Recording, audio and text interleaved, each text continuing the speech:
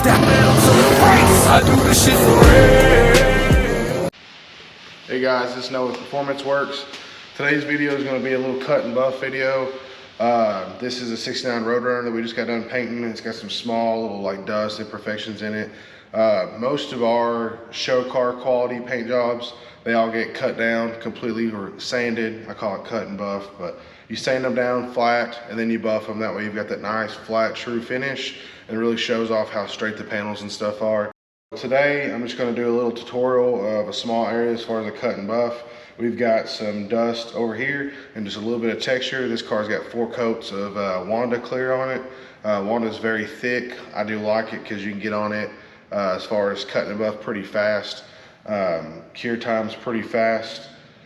But biggest thing is this car's been painted for 4 or 5 days. So I mean, most clears you can get on it after that anyways. But I'm just gonna go ahead and show you guys a little step-by-step as far as how I would cut and buff something. So we're gonna start with, obviously we're gonna use wet all the way through, and then we're gonna start off with 1500, then we're gonna go to 2000, and then we're gonna end it with 3000, and then I'm gonna show you my 3M buffing compound that I use, and we're gonna use my little mini buffer and stuff on this. So first, what we're gonna do to make sure there's no contaminants on this panel to get into our paper, because if there's like any kind of grit, any kind of dust that is technically a thicker grade or grit than my 1500, I'm just gonna be rubbing it in this panel, and it's gonna cause scratches. So when we buff it, you're gonna see those scratches. So first thing we're gonna do, this is our favorite glass cleaner. We use this right before we prep all the cars for paint and all that stuff. So we're gonna wipe it down, try to get all the contaminants off of it if there's any there, just to ensure we're starting off with a nice clean panel. So it laid pretty flat as it was, but with going 3 coats is pretty thick the way I lay it, which is gonna cause a little bit of texture. There's nothing you can do. You know, make sure you wanna stop at 2 coats because it lays so flat and nice. But the deal with this one is we're not building this car, we're just painting this car. The customer's gonna take it back and put it together himself. So it takes, not only does it take experience, but it takes multiple people as far as handling parts and extreme amount of care to put a car together after it's been painted to not scratch it. So without the experience, without the extra hands and stuff like that, you're at higher and higher risk of scratching the car. So we went 4 coats right off the rip. So when the customer takes the car, he's got room to scratch it and we can get it out. You know, honestly, 4 coats, with time things, if you got past 4 coats, it would take, the amount of pressure it would take to get through 4 coats, you'd end up denting that panel anyways, so then it'd have to get painted because it's gonna need body work. So that's the reason we stopped at 4 coats. But, all right, so we've got our 1500. And then as far as what I'm gonna use today, it's just a 1/8 inch, 1 inch wide aluminum little chunk there I've had forever. It just helps keep the panel true. You can run a soft pad on like a DA or a circular sander, depends on who you are and where you're from. The problem with that, the soft pad is only gonna follow your panel.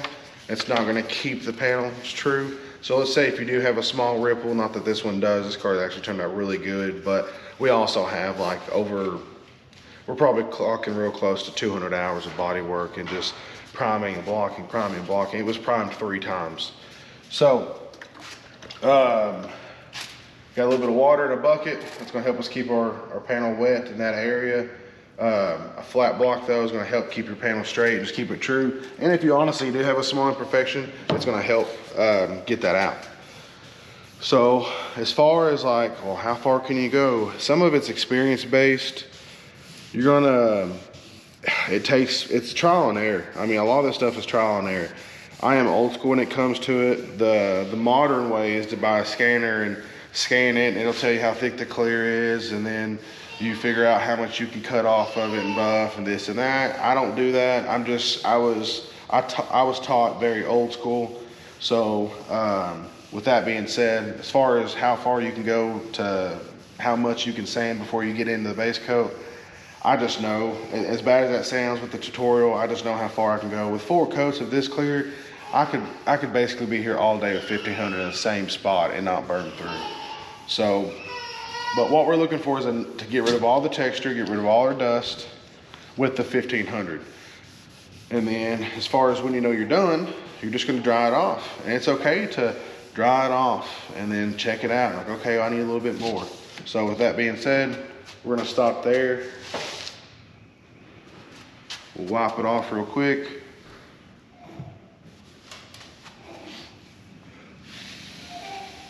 Blow on it just a touch, and you're gonna see it start to dry off. And you're gonna see a nice little flat ordeal already. But you can see a little bit of what that dust, the remnants of that dust. You can see on the edges where there was still texture, because where we didn't sand all the way out yet. But as far as our main area, what we're trying to do right now, you can see it's actually flat. There's no texture in it, it's nice and true. But you can see where there was some dust landed in just little spots. So that being said, as close as that is, we could knock the rest of it out 2000. So that's what we're gonna do. So with that being said, it shows you how fast that texture can come out. This car didn't have a lot of texture, so that's the reason it's sanding out so fast, because I'm sure somebody's watching like, man, that came out fast. The car is already pretty flat. So, but the more texture you have, the longer it's gonna take. But this is pretty much what, as an end result, what you want to do on that panel. Now, if you're doing the whole car, you want the whole car to look like that. Be patient, take your time. If anything, watch your edges. I know I can go on these edges pretty hard because I've got so much clear on this, but edges are gonna be your worst nightmare, because edges tend to, they get more pressure, and just when you're sanding on them, it seems like they always get hit the hardest, and it'll go through a lot faster than on a flat panel if you're hitting the edge. So we got a 2000 here, so now we're just gonna go back over to 2000. Biggest thing is too, in order to keep the panel true, you always want to sand at a 45. We're gonna do some body work videos and stuff like that to help all you do, DIY or DIY guys at the house, or anybody that's just honestly just kind of curious of how it goes or how we do it and stuff like that. So that's what we're gonna do about.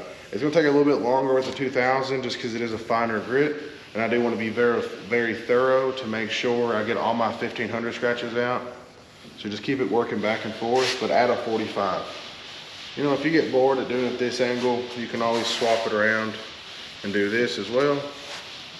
And then if you start to, like right now, like my block is really starting to grip into the panel, means you need some more water.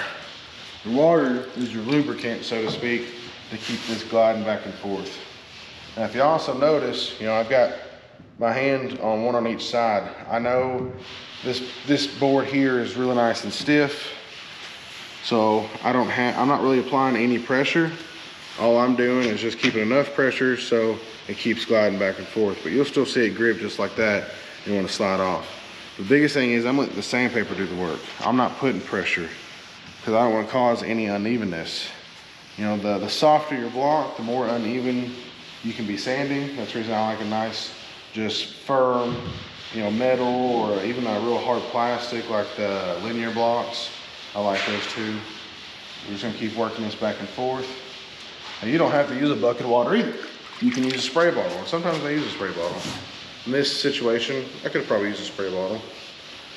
But as far as you want to feel that block just glide back and forth, if you feel it, you can almost feel the grit. If you get something in your paper, or like something got in your water and it got on the paper when you dipped your block in the water, you can feel it. Like it's just, you can feel the grit rolling around. So that at that point you want to stop, clean off your panel, wipe your block off, and start over. Don't think it'll be okay. That's the biggest thing. Is it's real easy to be like, that's not a big deal. You really want to be very thorough, because right now is your finished product. And yeah, we know we got a lot of clear on this panel, but that doesn't mean, on the panels you're doing or your factory car you're doing, you're trying to get some of that texture out of that factory car, there's not a lot of clear on that car. So you want to just be very careful, be very thorough, and don't hesitate to stop and wipe off again if you need to. You're going to notice as we keep going through these steps of this grid of this paper, we're going to start seeing this panel get a little shinier every time when we're sanding that.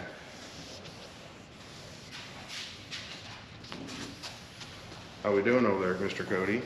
Pretty good. That's awesome. Now you seen where I just flipped the block. I had it like this. Nice long strokes at like roughly a 45. You can also do this. And then I like doing this in a way on this particular panel because my block actually exceeds past my area. So, and I know this block is nice and true, so it's just gonna help me keep this thing straight widthwise of the car. And then this way is gonna help keep the panel straight lengthwise. Biggest thing is keeping those 45. That's gonna help you keep your panel nice and straight. Because if you sand, think of it this way. If you sand in this area, I know this is just 2000, but this area here is sanded down more than this area.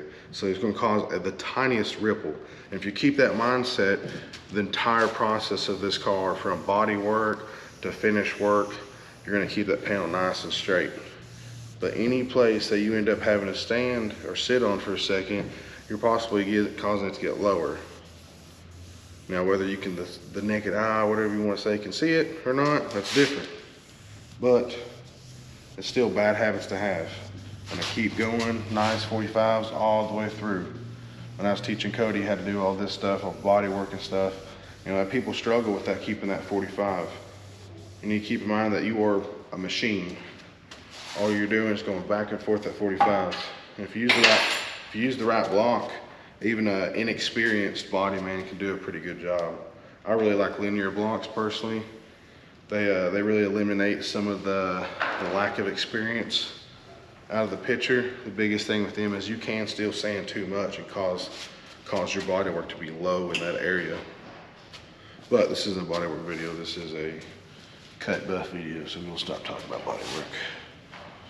At this point, I'm just rambling on.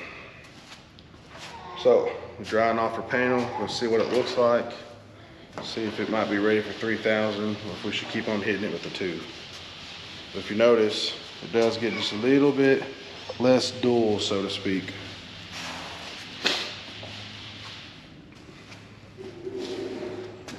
See, if you also notice where I'm staying on this panel, I'm not rolling off the edge, we're creating a nice sharp edge all the way down. And that's gonna make this edge be that much more true when we cut and buff it. We like sharp edges, nice hard edges. So you can see all that little dust and stuff that was in there is all gone now. Whatever was left from the 1500, the 2000 took care of. But you can also see on the edges and stuff, like you said, like I was saying, we got a little bit of texture and stuff still because we haven't sanded that, but that's okay. So now, at this point, I don't believe I got 3000 on a block, so I'm gonna grab the DA in here and then we're gonna run over some 3000 on the DA. We've got our 6-inch Roops DA here. Now these 3000 grit sandpaper, they're already on a soft pad, so to speak, so you don't have to run another soft pad. The reason we run soft pads is just try to keep off the edges, keep from burning them up is what we call it. So what I'm gonna do is hit it dry first, and then another step is I'm gonna hit it with a little bit of water and hit it with 3000 in the water and just kind of be a little bit more fine grade. For whatever reason, when you sand with dry, even the same grit, you'll get a finer finish with it being wet than when it's dry. So, all right, we're gonna hit it with dry real quick.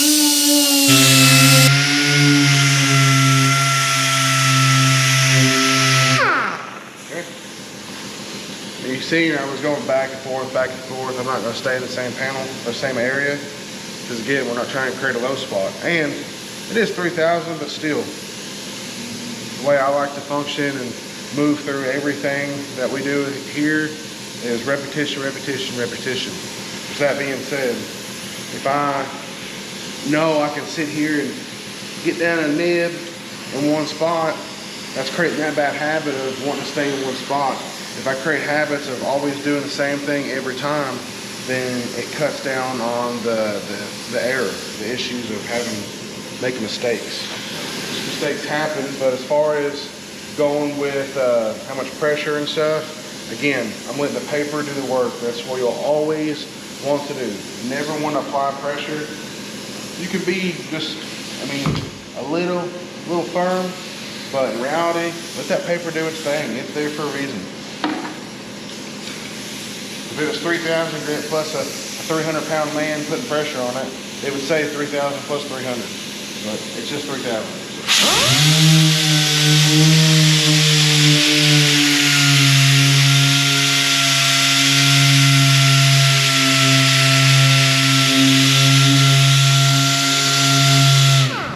Prove I'm not putting pressure.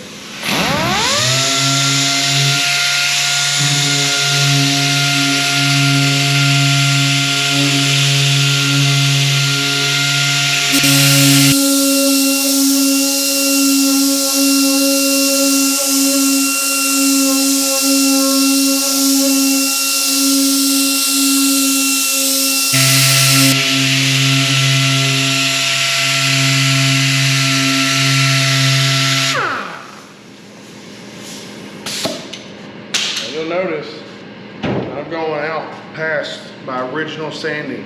So I started at like 1,500 here, and then I went to 2,000 here, and then I went to 3,000 dry, and then I went to 3,000 wet. And I'm just making sure I'm going over top my scratches and making sure everything's getting sanded out. So this here should be a pretty nice little finish. It's not going to be very glossy, but it should see a little something, maybe like a semi-gloss. Gloss, it ain't gloss. It ain't gloss, it's gloss. It's glossy.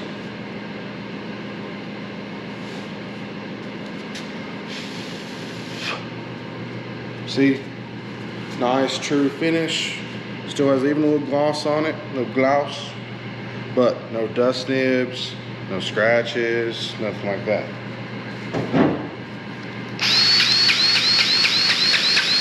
All right. Snap-on mini buffer.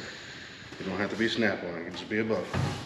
But stuff like this, you could run your big, 8-inch, 10-inch, 12-inch, whatever buffer on. But for at least the demonstrational purposes, I like the mini buffer. I do like the mini buffer in small areas, like stuff like this, perfect for a mini buffer. Anything in some crazy curves, I like the mini buffer. So right here we have 3M rubbing compound. It is class A. So stuff I've used since Vietnam, honestly. Good stuff. Nothing wrong with generous compound. Your compound is also, keep it as an idea as your lubricant. The more compound you use, the more pressure you got to apply. Now this is where you do apply some pressure. You don't want to put so much that you're warping your panel, you're bending into your panel, but you do want to, what we're doing is putting a little bit of pressure to create heat, create friction. We're almost glazing over or melting that top layer of clear back to create that shine. So there is a little grit in this compound, and then, well, there's more steps to it. So I smear mine on. If not, I'm a messy buffer, I'm not gonna lie. So same thing, you don't want to stay in one spot. So, but I'm gonna put, you'll see the pad, I'm gonna put just a little bit of pressure, not a whole lot. That's it, same with no pressure, just a little bit of pressure. Still want to go back and forth, nice and slow. Because with that friction, that little bit of pressure, create a little bit of temperature. And also, I gotta do it better. Heck yeah. Bloopers.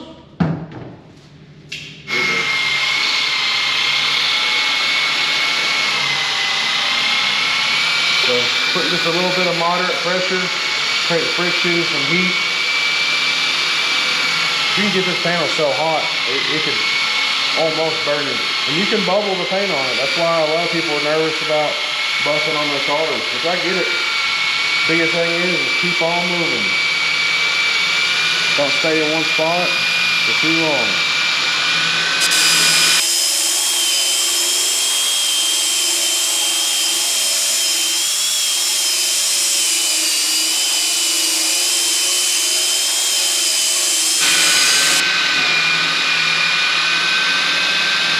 see me kind of breaking it down in sections. I take one little area on at a time. If you try to take the whole panel, it's hard to put heat in that whole panel at once. So you just try to focus the heat in little areas.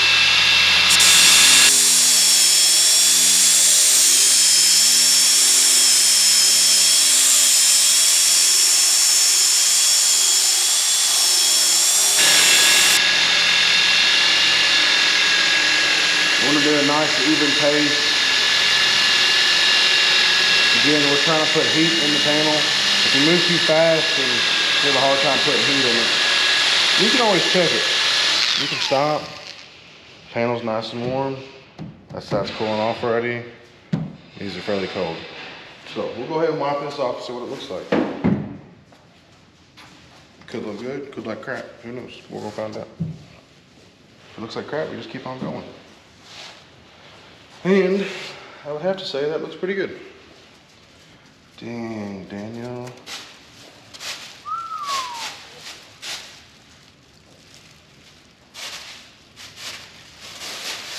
You look down it. Ooh. Now you're kind of looking for some haziness.